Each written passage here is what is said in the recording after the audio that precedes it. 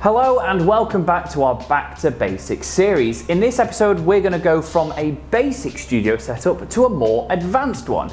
Now on the desk you might see a lot of equipment that's getting you a little bit overwhelmed, but don't worry, a lot of this is relatively easy, and what I'm going to do is sort of describe what each of them do and how they connect to your setup.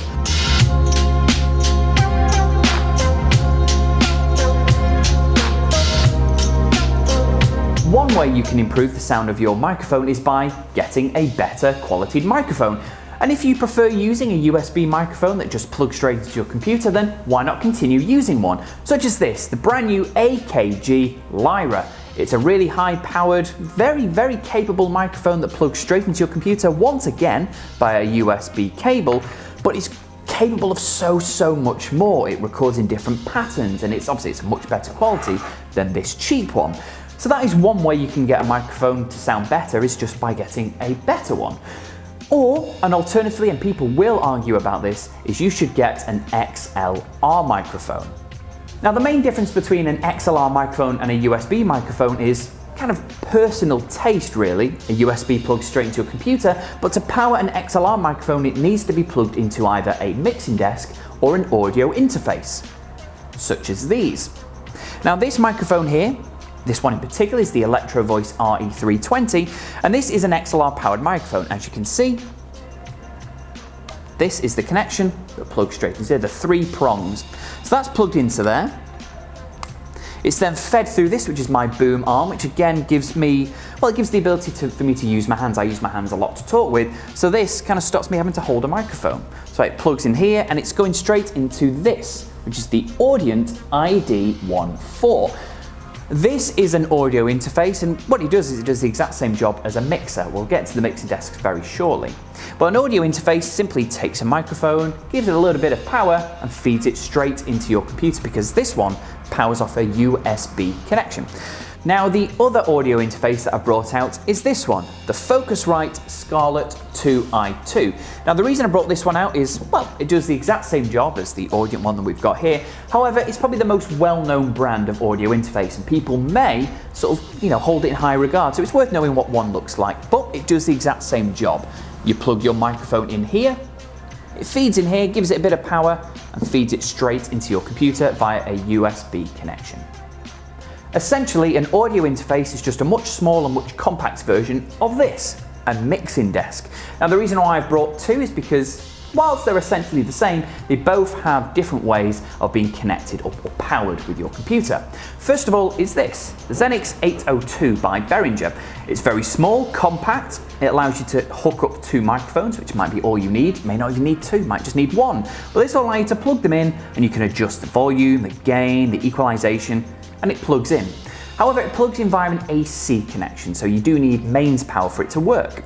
Alternatively, we've got this big one here, which is the Xenyx X1222. Now this is USB powered, so even something as big and as daunting as this can still be powered through a USB connection plugged straight into your computer. And as you can see, I've got a microphone already here, which is my Shure SM7b. It's plugged straight into the input 1 there, and I've also got a few more there. I've got 5 more inputs that I can use, so if you've got a big studio setup, then just have up to 6 microphones. You can also get ones that hold up to 16 microphones. It's totally up to you how you want to use. Obviously, they just get bigger and heavier. That's why people like to use audio interfaces. It does the same job, it's just a lot smaller and a lot lighter. So here I've got 1 microphone here.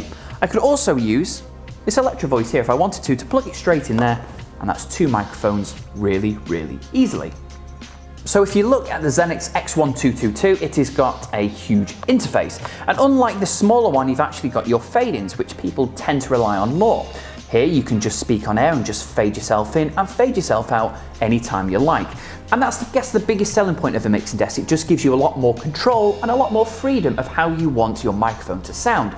So that's why a lot of people opt for XLR microphones over USB microphones. You get a lot more control over how your voice sounds, how good your microphone sounds. So that's mixing desks and audio interfaces, perhaps the 2 first things people go for when they want to improve their studio setup. However, there are even smaller things that you can apply to your setup to give you a much better and arguably clearer sound. First of all, I mentioned it briefly, is a boom arm. Even though it doesn't necessarily improve the sound of your microphone or your voice, it just gives you a lot more freedom with what you can do with your body if you're like me and you like to move around when you're talking. So this is a good one to invest in, a nice boom arm, or you could just get a microphone stand rather than having a microphone plugged straight into your computer, just balancing on a little tripod. There are also these. This is called a shock mount, and this, well, kind of does what it suggests. It kind of supposed to reduce the amount of shock that is received from the microphone. I don't mean shock in terms of terror it feels, in terms of shock in terms of vibrations naturally caused, whether it's your voice talking into it or just a lot of stamping around and moving around. A shock mount is supposed to reduce the amount of vibrations and interference from your microphone. So this one in particular plugs straight into a mic stand. There's also this. This is called a pop filter on this microphone here, and it's again to kind of stop pops or plosives from going onto your recordings. If you want to sound natural, then get something to stop your hard P's. Alternatively, there's something like this, which is a pop shield. This one in particular is the Aston Swift Shield, and this just plugs straight onto your shock mount or your microphone stand, and it can just be manipulated to go in front of your microphone. And again, it does the exact same job. It stops your pops and plosives from breaking through. Well, there we have it, an advanced studio setup, and in fact, it's actually quite basic. We've got audio interfaces and mixing desks plugged straight into our computers using a USB connection. It gives you a much better, more advanced radio sound, but it's still very, very simple to actually apply. So whatever you want to use, you're in good hands.